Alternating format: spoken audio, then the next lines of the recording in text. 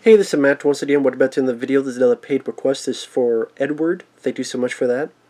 And for those interested in requesting pretty much any type of videos, feel free to send it either directly to my PayPal or join my Patreon. Both links are down below in the info box.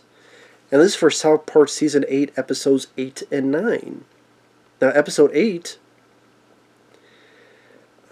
funny enough, is an episode that Sally holds up fairly well today. You say maybe even more so today. Because the setup is there's a pet rally, the town, the mascot is a cow. PETA comes in because they're upset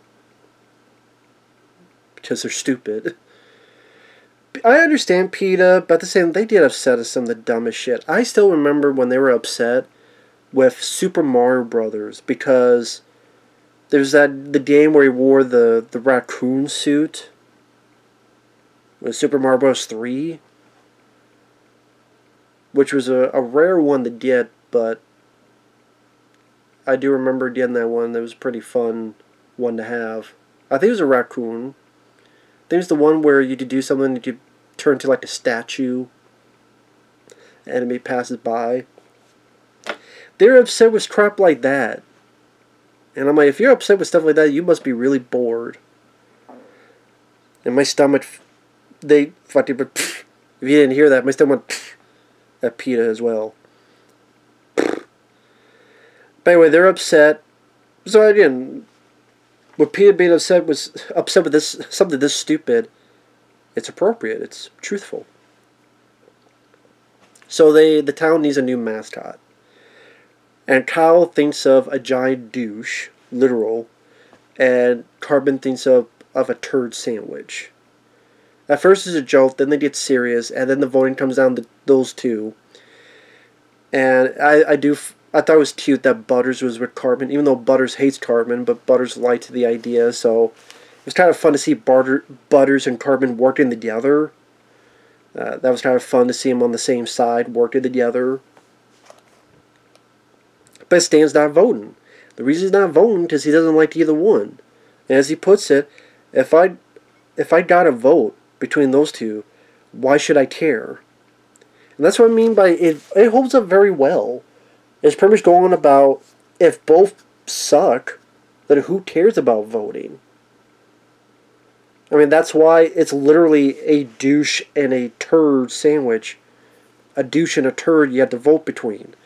You say that with a lot of candidates at a lot of elections, especially the last couple. You got either a turd or a douche. Well, I don't like either one. Well, too bad. You gotta vote for one. Well, it doesn't matter because I don't like either one. I feel the same way. So this episode definitely, the idea, the meaning was definitely appropriate and definitely sort of up my alley, so to speak. I definitely understand 100% what they were going for. And sometimes you have to be blunt. So, a literal douche and a literal turd. Like, how much more blunt can you get? They both suck. So who cares of voting? And then, how the townsfolk get so upset and obsessed that you're not voting, you should vote, and how dare you not vote, and even like Puff Daddy's in it. Get out and vote or I'll motherfucking kill you. Sorry. Damn, Puff Daddy tried to kill me.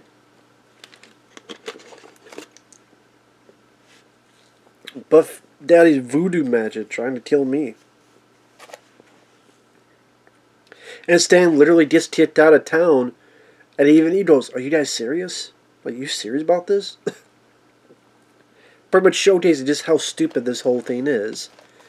And that's kind of implying in the fact that when election comes and some people get so upset, you have to vote, but I don't like either one. Yeah, but you have to. And at times the overindulgent and over-obsessed and over-the-top reactions that some people get during any type of election season. So when Stan gets kicked out, he has nowhere to go. There's PETA. Well, at least another. PETA gets killed. Stan comes back, says, "Fine, I'll vote." Votes for the turd sandwich. But the douche won by like 1,000 votes. And then Stan's like, well, my vote didn't matter. No, it did, son. And then someone comes in, oh yeah, the PETA got killed. We go back to the cow mascot. And then someone goes, okay, now your vote didn't matter, Stan.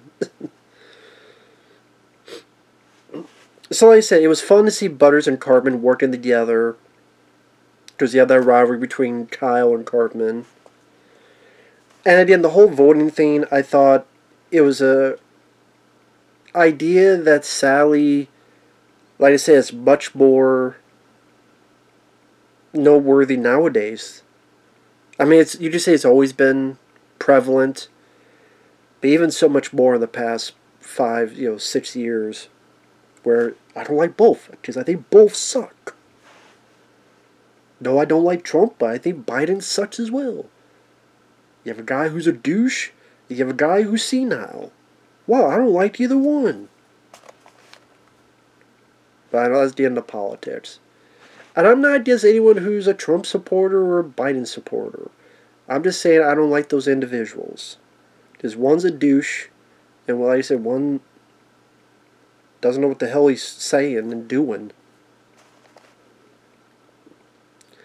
So then you get to episode 9, which is a take on Walmart.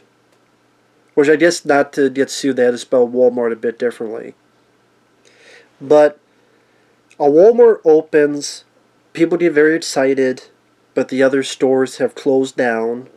Which sadly, that happened a lot. I mean, a lot of the mom and pop stores, whether because of Blockbuster Video, so a lot of the other video stores closed down, or Walmart opened up and people went to that, so then a lot of other stores closed down.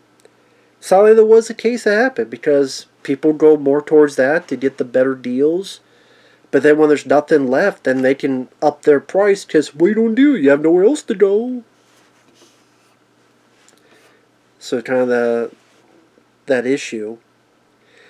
I mean, I don't think we needed this running gag that I didn't care for, where Kyle and Cartman make a bet, and Cartman's like, yeah, when someone dies, they crap their pants. I bet you $5 someone craps their pants when they die.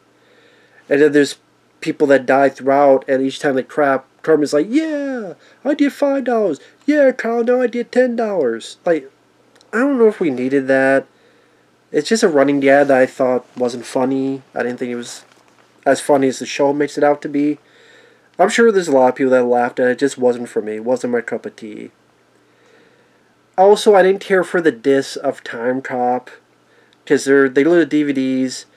I guess there was a time where DVDs like, you need a 3 for 1. Like, why would I want 3 copies of the same movie when I just want 1? Actually, why would I want 1 copy of Time Cop?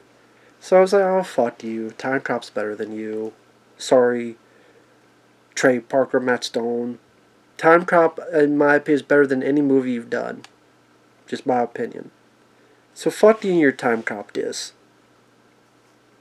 Diss this. There you go. Fuck you. But anyway, the stores closed down. And it's people being obsessed. And then it becomes like a horror movie type where the owner of Walmart, or at least the not the owner, but the guy running that store says, oh, well, yeah, you think I like it here too? And he's like talking all secretly. And then when the people leave, the guy gets thrust out the window and hung. And that's where crap falls out. And Cartman's like, yeah, you owe me money, Kyle. But it's pretty much like the Walmart is haunted and like almost like controls people's desires. So they're obsessed with going back in the shop again and again and again. And they even burn down the place, but it gets rebuilt. And then people shop there again. So it comes off like a bit of a haunted house type of movie. I do like this bit with Butters where the part of the town where all the business closed down, Butters is playing Monster. He's like, roar, roar. What are you doing, Butters? Oh, guys, I just figured you'd play this since there's no one around here. Grr, grr. But yeah, I've grown to really like the Butters character, and he's become my favorite character. So I did like that bit. Cartman, of course, loves the Walmart ad, tries to overtake the other kids when they want to go to headquarters to try to stop it. And Kyle even goes, "Listen, Cartman, we know you don't try to screw us over and this and that." No, I'm not. Yes, you are. No, I'm not. So again, is that reminding the audience that these are still little kids, and they still get into little kid tiffs. So yeah, moments of Kyle and Cartman. Yes, I did. No, I did it. Yes, I did. No, I didn't. Like those reminders of them being children, because a lot of times they talk and act like adults. It's fun to get those nice bits of remembrance from time to time. I also like the bit where the kids gear up to destroy it. Cartman says, "I'm going to stop you." "Okay, tear him, Kenny." So then Kenny comes up and starts punching, like softly, Cartman. And the way Cartman reacts, "No, what are you doing? No, Kenny, knock it off." Shows how much of a pussy Cartman really is. As like the softest punches Kenny's doing is hurting Cartman. I thought that was really funny. That was one of my favorite bits of the episode. And what happens is they go in and they destroy the heart of the store, and kind of like Poltergeist, it swallows and implodes into itself like the house at the end of Poltergeist. And then at the end, the kind of thing is that it's not the store's fault. It's really your fault. You could always go to that store. You could always go to that.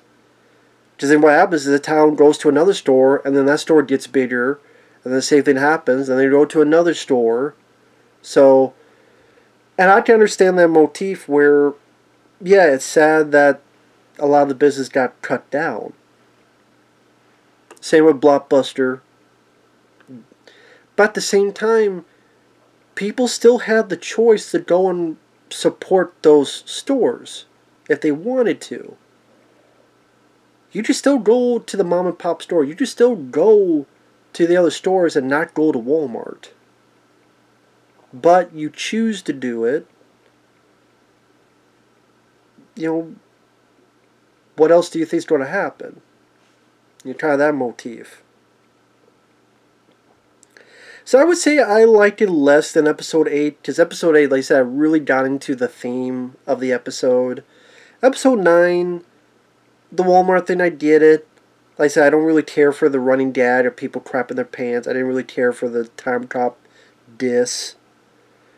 But I did like little moments like the Kenny beating up Cartman or the Kyle versus Cartman moments.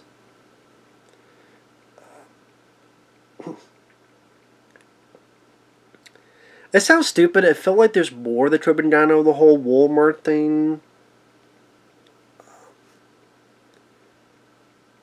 There's little moments that I did mind. Like how each Walmart there'd be an old person greeting you, and they have that here. Or, yes, you don't have people get carts for you, and you have Jimmy, who takes forever to get a cart for someone. Having worked in retail, there's just a lot more you could have gotten out of that. But, you know, it is what it is. Like, it's fine of an episode. Like I say, got some chuckles on me. And like I say, episode 8, that story, that theme was much more prevalent. At least with today's age. While I probably didn't like it as much as some of the other episodes, I still thought these were two decent episodes. And Season 8, been pretty strong season so far. I don't know if there's been an episode I outright hated so far. If there was, I can't remember, but for the most part, I've found them at least decent. So, yeah, so far there's been a pretty strong season. Been liking it. So, yeah, I can't complain about it too much. I would like to somehow if Butters was more part of the Walmart. Like, he only has that one bit with playing Monster, but if somehow he was working at Walmart, like a checkout counter guy, I just see for some reason Butters being checked out, but being so sincere. oh no, I got that wrong. Let me do this. Oh wait, let me do this, and And this, I mean, there's a bit more you can play with the retail market of Walmart, but let's try to do more of the broad strokes. But yeah, overall, not too bad, not too bad at all. So with that said, thanks for watching. Take care. We'll see you guys later. Bye bye.